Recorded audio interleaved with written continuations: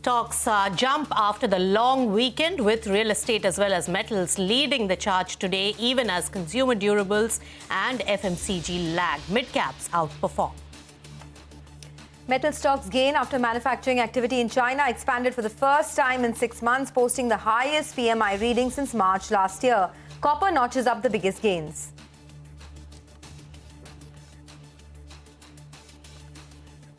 Gold scales to a new high of over $2,250 per ounce on strong household demand in China. Record gold ETF inflows and also buying by central banks forecast more gains ahead. Prime Minister Narendra Modi, in his address at the RBI at 90 event, says that India has entered a new banking paradigm in the past 10 years and more efforts are in the offing to further digital transactions and financial inclusion.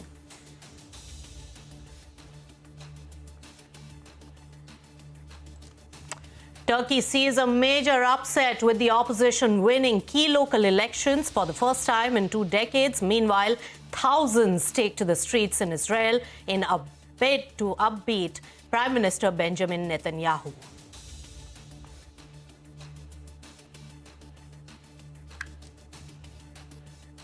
Hello and welcome. You tuned into Business Lunch. It's the first day of a new financial year. And what a bang and a record-shattering day it has been for the markets. It opened with a bang for the new financial year. So record levels for both Sensex as well as Nifty. Let's take stock at lunch. 0.6% up on Nifty 50 at 22,450 odd levels. Remember, it went above 22,520 odd levels to make record levels.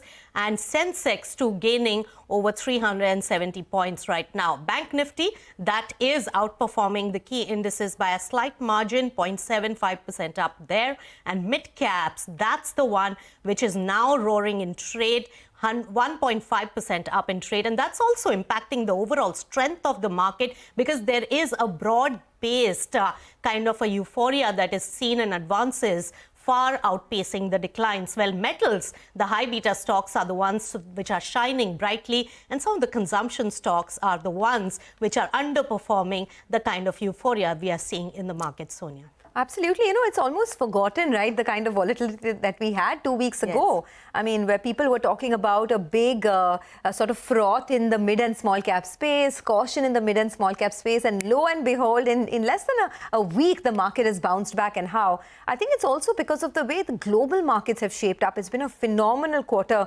for most of the US markets. In fact, markets like the S&P 500, the Nasdaq is up 9% in the last 1 quarter. So it's been a really good going across the board. Most asset classes are doing well. And for our own markets as well, 22,500 is holding. But let's begin Business Lunch by focusing on auto sales numbers for the month of March. In case you missed out on them, 2 companies have come out with their numbers so far. One of them is Escorts, where the total sales actually fell almost 16.7%. So it has been on the weaker side for Escorts. If you look at it, the domestic sales were down 16%, exports were down 24%, and total sales for Escorts are down almost about 16.7%, as you can see on your screen.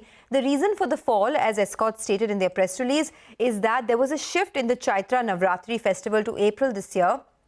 And last season's erratic monsoon patterns and resultant low water reservoir levels is something that affected the agricultural sentiment. So hence demand was under pressure. The other stock that we're looking at is M&M. Now for M&M as well, the auto sector has seen barely a 4% growth. It's also on the back of a high base. So 4% growth is what we're seeing year on year. Passenger vehicle sales are up by about 13%. Three-wheeler and export sales are actually down for M&M. So three-wheeler sales are down 7% and export sales are down 26%. Also, the tractor sales are under pressure, as you can see. So tractor sales are down 26% for M&M, coming in at 26,024 odd units. M&M says the forecast is good. There's a forecast of a normal southwest monsoon this year, and that will further boost tractor demand. So that's the set of numbers that have come out up until now. But the other stock that we're looking at this afternoon is PNB Housing. It surged in trade after positive commentary from brokerages and an upgrade in ratings. Abhishek joins in to tell us more. Abhishek, over to you. PNB Housing is in focus. There are upgrades coming in over there. So CARE has upgraded the rating to CARE AA plus from CARE AA that they had earlier. The outlook is now revised to stable from positive. Positive outlook is always given when a credit rating is expected to take place in the next round of review by rating agencies. Rating upgraded instruments include the short and long-term bank loans, NCDs, Tier 2 bonds, fixed deposits, as well as CPs, that is commercial papers. So ICRA has also upgraded the credit rating to ICRA AA plus from ICRA AA. The outlook has been revised to stable from positive. The credit rating upgrade could play a fact in in controlling the cost of funds for the company. Now Morgan Stanley has written on PNB Housing they have an overweight rating and a target price of 970 per share. They say that 4Q is seasonally a strong quarter for HFCs, both on the loan growth front as well as controlling or improving the asset quality. So valuation for PNB Housing is attractive at one-time price to book value FY25, and in terms of price to earning, it's trading at 9 times 1 year forward. Back to you. All right, Abhishek, thanks so much for getting us all the details. That particular stock is on fire, over 13% up in trade. But that's not the only stock which is buzzing in trade today. Whole host of counters, really, because of the news flow or various other factors. In fact, Vamakshi, our colleague, is right here to take us through that list. Tell us. Well, yes, let me first start off with Prestige Estates. The stock is soaring in the trading session today, and that is because the company has inked a strategic deal worth almost 2,000 crores with ADIA and Kotak AIF. The pact is aimed at developing residential projects across 4 cities in India and has a GDV of almost 18,000 crores. So positive development out there for Prestige Estates, and as a result, the stock is surging in the trading session today.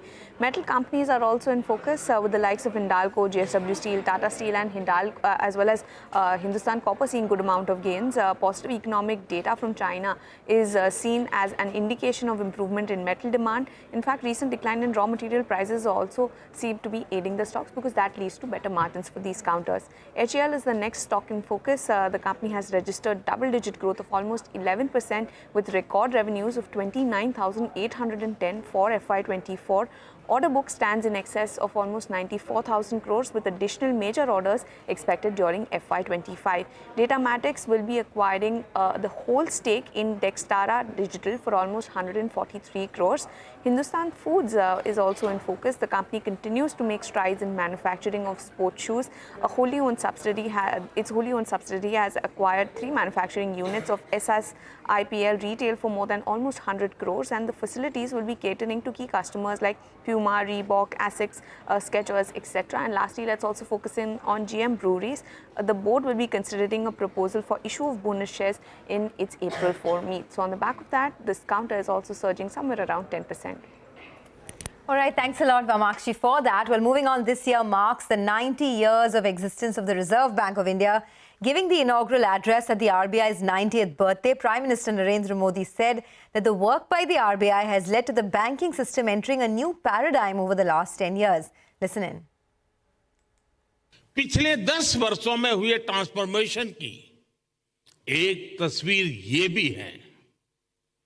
एक दशक के भीतर ही हम पूरी तरह से एक नई बैंकिंग व्यवस्था, एक नई अर्थव्यवस्था और नए करेंसी एक्सपीरियंस में प्रवेश कर चुके हैं। और जैसा मैंने पहले कहा है, पिछले 10 साल में जो हुआ वो तो सिर्फ ट्रेलर है।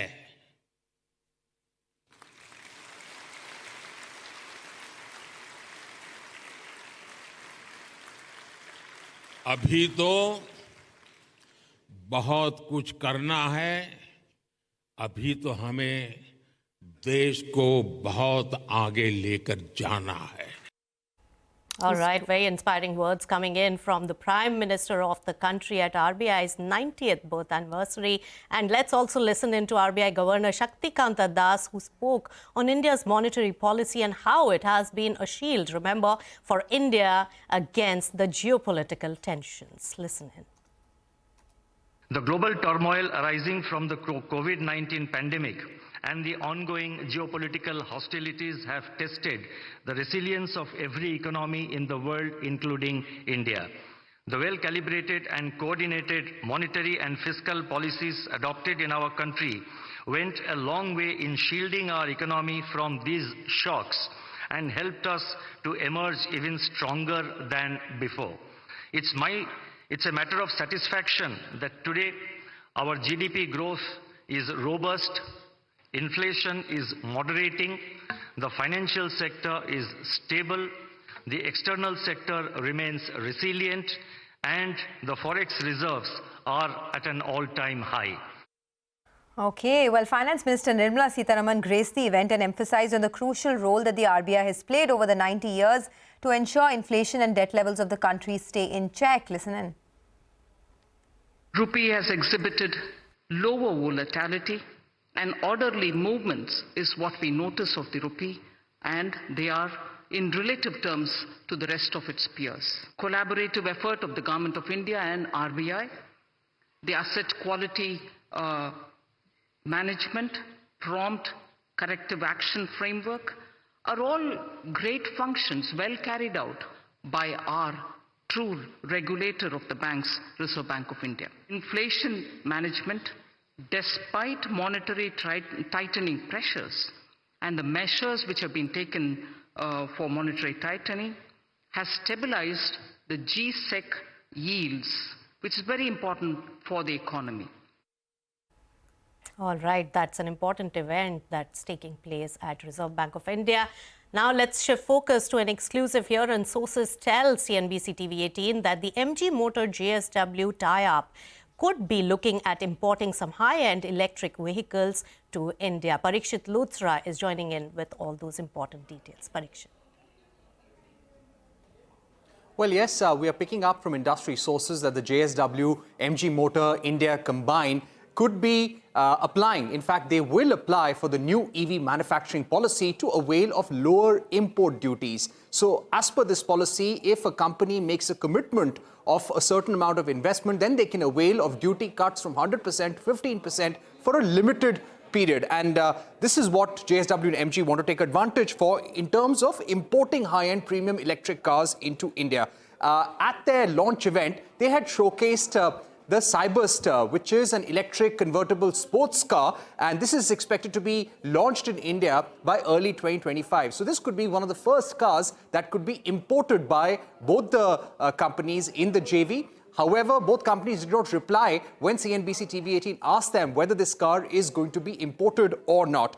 Currently, both companies are finalizing their strategy for premium cars. JSW, MG Motor India will also apply for PLI Auto and ACC PLI schemes. ACC PLI scheme is for battery manufacturing in India. We also are picking up from sources that the combined will set up two verticals, one for mainstream mass vehicles and the second for premium cars. The JV is expecting to achieve at least 90% sales from mainstream cars, that is less than 20 to 21 lakhs, and 10% of sales only from premium high-end electric cars. Now, both companies did not respond to CNBC-TV18 queries. When it comes to imports, industry experts tell us that they could be possibly considering importing from any of their plants globally. For example, SAIC, which has MG Motor subsidiaries in Thailand, Indonesia, China and India, could be looking at importing these cars from any of these jurisdictions into India to sell them. And industry experts also say that it makes business sense for them to import high-end electric cars because this is a very niche market and very low volumes, and it does not make sense to localize them in the country. Okay, thanks a lot for that, Parikshit. Let's take a quick break, but here's a quick programming note for you. CNBC-TV18 presents India Exchange, where market experts and industry stalwarts will collaborate in insightful discussions on India's economic path and the evolving dynamics of the Indian market. Don't miss out on this. Tune in to CNBC-TV18 on April 4th, 5:30 p.m. onwards.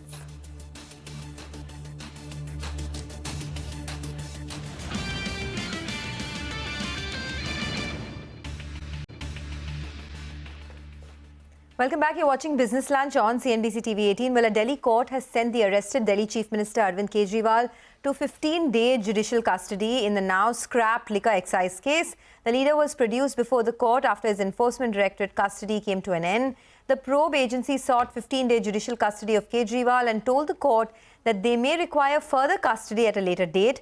Now, remember, the arrest has also garnered international attention, with the United States and the United Nations speaking on the arrest and reiterating that everyone's rights need to be protected ahead of the elections. All right, let's talk more about elections. It's election fever across the country right now. And let's talk about the political situation in the state of Maharashtra, where the seat distribution math is still not clear for both the alliances. In fact, our colleague Santya Gora is right here to give us all the latest details on that political scenario. Santya. See, political uncertainty over the seat-sharing formula, over seat distribution continues in Maharashtra, and this goes for both the alliances, both the ruling alliance, that is Mahayuti alliance, and the opposing MVA alliance. Let's talk about what's happening in the ruling Mahayuti alliance today. Mahayuti alliance comprises Eknath Shinde's Shiv Sena, BJP, and Ajit Pawar's NCP. Now, the matter is actually stuck on 2 to 3 important seats. The first seat is Satara. On Satara, BJP wants to field Udayanraje Bhosle as its contestant, as its candidate. Ajit Pawar is taking claim to that seat. Ajit Pawar statement, he said that that is NCP's sitting seat, which means that the current sitting MP is of NCP, Ajit Pawar's NCP. That's why automatically the seat should go to Ajit Pawar. The second seat, which is controversial, is Nashik. On this seat, Ajit Pawar and Eknath Shinde, they want to field their respective candidates. Now, Eknath Shinde, again, the claim is that the sitting MP, Hemant Godse, belongs to Shiv Sena, so that's why the seat should automatically go to Eknath Shinde's Sena.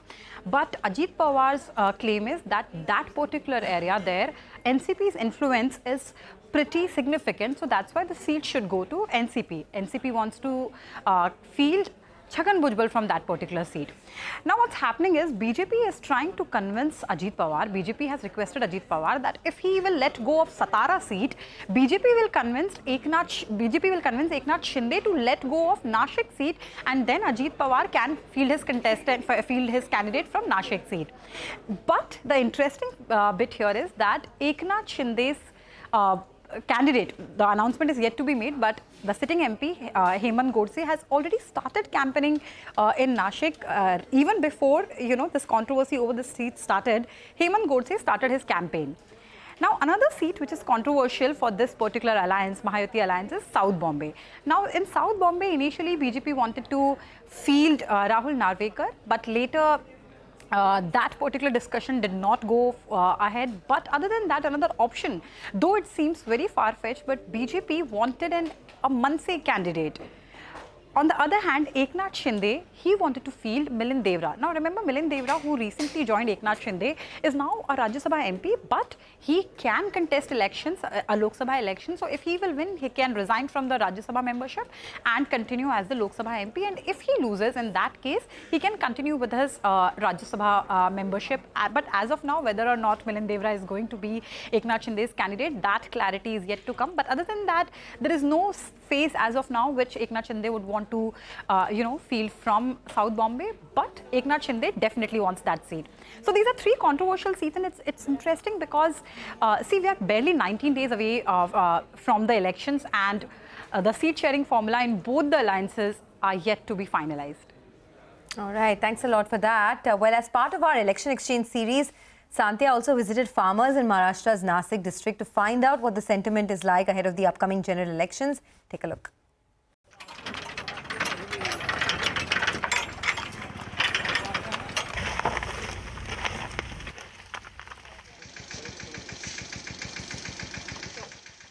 Year-old Ashwin Bhosle is from Saroli Khurd village of Maharashtra's Nashik district. Ashwin has a vineyard spread over 15 acres and he has been working on it for the last 20 years. This year, despite a good crop, the high export duty on grapes means that Ashwin won't make any profit. ये सब जो बोलते हैं जात धर्म, ये इसके परे अपना खुद का चलना चाहिए, घर खर्चा चलना चाहिए, अपने बच्चों के एजुकेशन चलना चाहिए. ये अभी उस पे गदा आ रहे हैं ना, क्योंकि गवर्नमेंट को ये जब हमारा ये सब चलेगा, गवर्नमेंट की पॉलिसीज़ के ऊपर ही डिपेंड है ना, हमको जो कुछ पैसा मिलेगा. गवर्नमेंट ये पॉलिसीज़ के ध्यान नहीं देता तो हम बाकी मुद्दों को ध्यान में नहीं रखेंगे. हमारा जो एग्रीकल्चर से हमको जो इनकम कैसे होगा वो मुद्दे हम फोकस करेंगे वोटिंग के time. The struggle for a livelihood has resulted in many farmers committing suicide, and a lot of these are recorded around the Marathwada region. State government data shows that 2,851 farmers committed suicide in Maharashtra in the 10 months between January 2023 to October 2023, almost as high as the 2,942 farmer suicides recorded by the National Crime Record Bureau in 2022 and the 2,743 in 2021. But each of the 6 political parties that have ruled the state in the last 5 years say they have done their bit to improve the condition of farmers. हम जब सरकार किसानों को जितना देना चाहिए उससे ज़्यादा दे रही है। हमारी सरकार ने एनडीआरएफ के नॉर्म्स जो है वो बदल दिए, दुगना दे दिया। जब नुकसान होता है तो मुआवजा जो देना है वो ज़्यादा देते हैं हम, 2 हेक्टर की जगह 3 हेक्टर देते हैं। दूसरी बात, जो आदरणीय प्रधानमंत्री जी 6,000 रुपये सालाना देते हैं उसमें और हमारी सरकार ने 6,000 ऐड कर दिए, अभी सालाना 12,000 रुपये मिलेंगे। फसल बीमा जो है, पहले किसानों को पैसा भरना पड़ता, अभी किसान पैसा नहीं भरेंगे, 1 रुपये देंगे सिर्फ, और बाकी पैसे गवर्नमेंट भरेगी। If I deny any of things that you've been saying, I know it's not right. But if you look at the comparison, when we were in government, whether it was the Congress NCP government or later the MPA government, things have been much better, that we could give the farmers in comparison. Not enough. I'm agreeing. I can see you nodding. Many farmers we spoke to don't seem impressed. मगर अभी 3 साल से बारिश अंगूर की और प्याज की बहुत कंडीशन खराब है। इसके वजह से शेतकरी की हालत बहुत खराब है। वो देखते कि केंद्र सरकार बोलती है ये करेंगे वो करेंगे, मगर आज तक किसान के लिए नीचे कुछ नहीं आया। बहुत बड़ी बड़ी घोषणा हो जाती है। हमारे मुद्दे पे ध्यान रख के हम वोट डालेंगे, हम किसी के मुद्दे के पे नहीं। किसी ने कुछ किया, किसी ने वो बोलेगा हम ऐसा किया, वो हिंदू ऐसा है, हम मंदिर बनाया, ये बनाया, इसके ऊपर नहीं, हमारे मुद्दे पर हम वोट डालेंगे। कौन सा भी पार्टी होगा तो किसान के लिए कोई ध्यान नहीं देता। रेड सी हो, कोरोना हो, नोटबंदी हो, कोई भी होता है ना, तो उसका डायरेक्ट असर फार्मर के ऊपर आता है, उसके जेब से पैसे निकाले जाते हैं। बीजेपी का जो सरकार ने किसान को बहुत हालत किया है ना, किसान को वोट नहीं करने का है। From unpaid compensation for damaged crop to an ineffective crop insurance scheme to export restrictions hurting incomes, farmer complaints are varied. Like some of the farmers we spoke to, political experts also believe that this time the challenges and hardships faced by the farmers could significantly influence their voting preferences. This Lok Sabha election will determine how the farmers across Maharashtra rate the government's efforts to fulfill its promise of doubling their income, and whether local issues overshadow their immediate financial concerns and the prevailing challenges the agri sector is facing. In Nashik, with camera person Ajay Dabolkar, this is Santya for CNBC-TV18. All right, woes of our farmers, an important election agenda this time around. With that, we'll slip into a short breather on Business Lunch with more news and updates right on the other side. Don't go anywhere.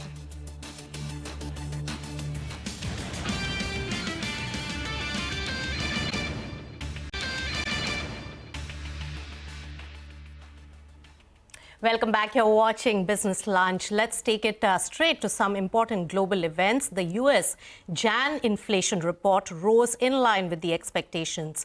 The personal consumption expenditure price index, excluding the food and energy, increased 2.8% annually and was up 0.3% on a month-on-month basis. Now, speaking at the San Francisco Fed on Thursday, Federal Reserve Chairman also spoke about the inflation report and the probability of rate cuts going forward, something which is extremely critical for global markets.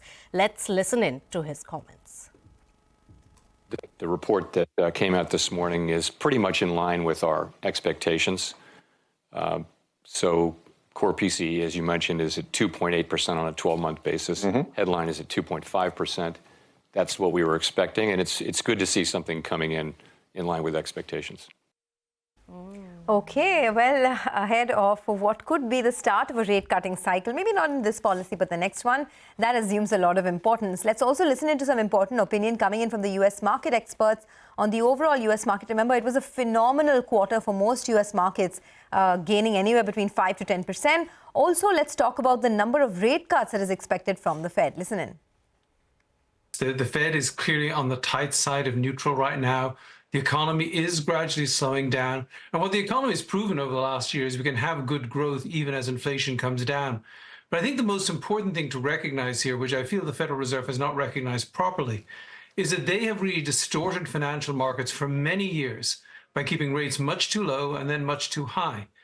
So, I don't think about a neutral federal funds rate in terms of the economy. The economy is actually pretty good at looking after itself.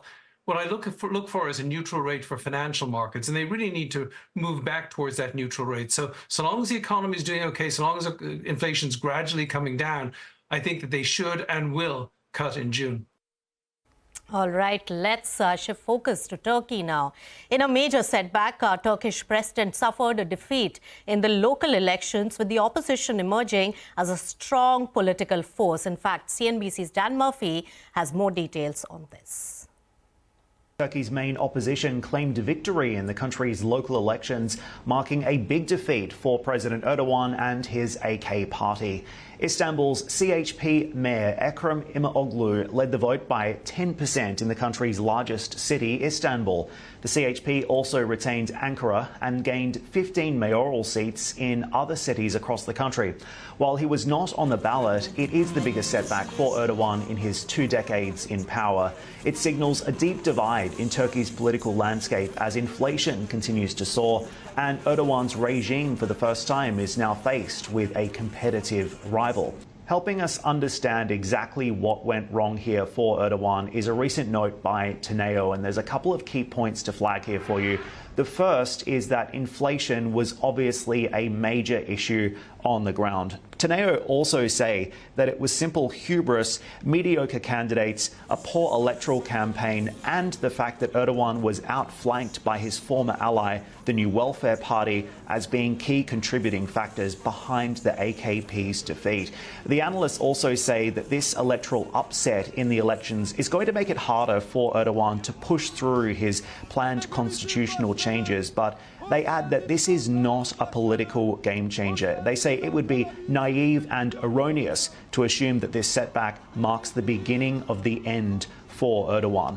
Big question now, though, about whether or not this election is ultimately going to perhaps force a change in fiscal or monetary policy, particularly if Erdogan feels under threat to placate the electorate. Lots of talk about a cabinet or team reshuffle now as well. Will Erdogan double down in his support for Finance Minister Şimşek and the new team at the CBRT, or is a change coming?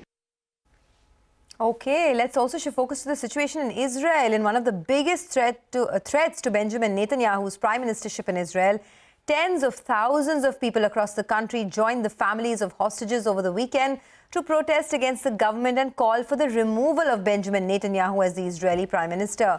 The protesters demanded the release of those still held captive in Gaza and labeled the prime minister as being an obstacle to a possible deal which could bring the hostages back. All right, so that's all the update that you need to know at lunch hour. With that, we wrap it here on Business Lunch. But stay with CNBC TV 18. Midcap Radar comes up next. Thanks so much.